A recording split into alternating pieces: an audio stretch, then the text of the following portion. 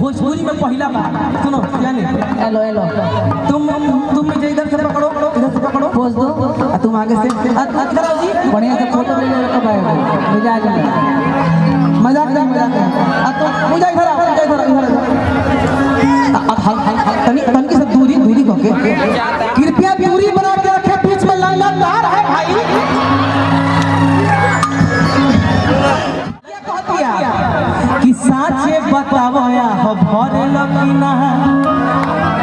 बिट्टू जी नया चीज हो हम प्यार कदीला तू करे लकीना साचे बतावो या हो भरे लकीना हमरो मन करेला लूटे के माजा अरे कि तोहर मन करेला त लइका कहता कि तहार मन करते बा तइनियो हमरो मन तड़तड़ाते बा एगो नया होटल खुलल बा लइका कहता अरे कि चलले चली तोहरा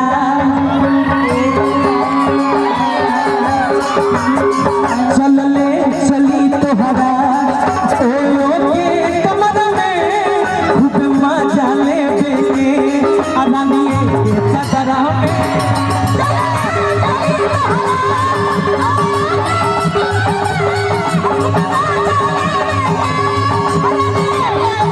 हम प्यार करीला तू करे लकीना साचे बतावा हो भरे लकीना हम प्यार करीला तू करे लकीना साचे बतावा हो भरे लकीना हमर मन करेला लूटे के माजा तोहर मन करेला की अरे कि चलले चली तोहरा चलले चली तोहरा ओयो के कमर में खूब मजा लेबे के अदानिए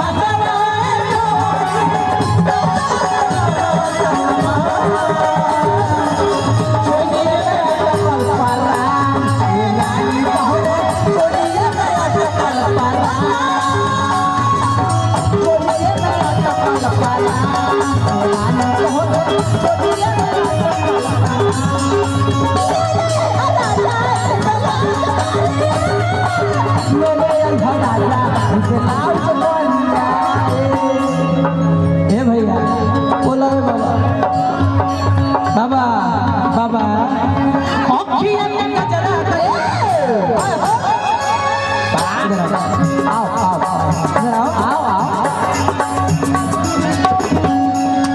इहो लड़का बड़ा बढ़िया डांस करेला हम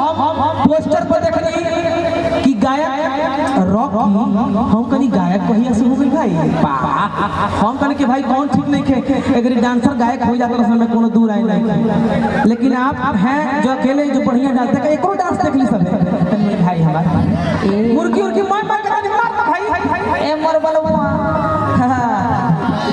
ए भाई तो हमरो को फेल कर देले बार में हम तो तनिए में लगली ढेर पर कर लेना ना हो अब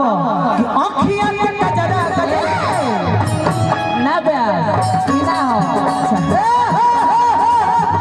मेचो कुछ ना आप ब्रेक डांस करो कौन दिक्कत नहीं ये वाला आँखियां के कजरा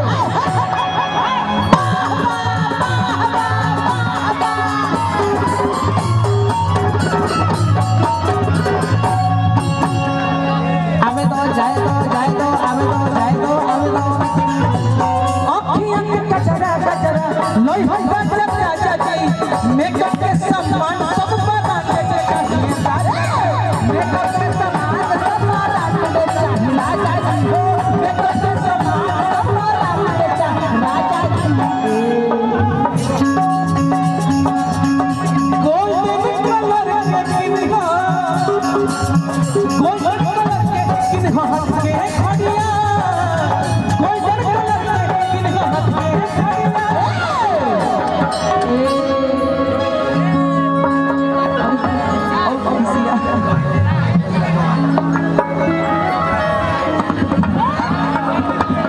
करता से नहीं प्यार एकने के दवाई दो तो भोजपुरी में पहला बार सुनो यानी हेलो हेलो तुम मुझे इधर से पकड़ो पोज दो तुम आगे से कराओ जी बढ़िया से फोटो ले लो कब आएगा मिजाज में मजाक तुम मुझे इधर तन की सब दूरी करके कृपया दूरी बना के रखे बीच में लंगा तार है भाई कृपया दूरी बनाए रखें बीच में नंगा तार है करंट मार देगा चारों तरफ कर दे बोलो अच्छा आराम से शिवानी सीधे देखो हल्का सा करके बाद अरे कि गोल्डन कलर के किन हो सके है खड़िया गोल्डन कलर के किन हो सके है खड़िया ले ले भाई भागा जा पिला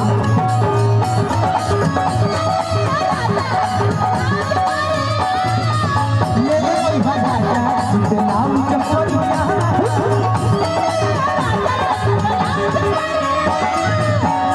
एगो हमारा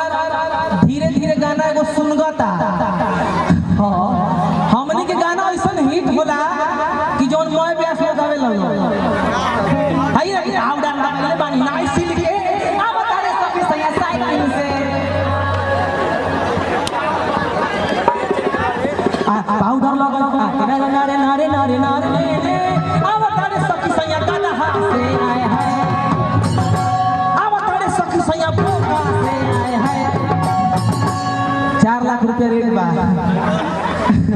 बोका से चढ़ गईला पर 4 लाख रेट बा फार्चूनर से चढ़ गईला पर कुछौ रेट नहीं के असली कलयुग ना भटजुग चलता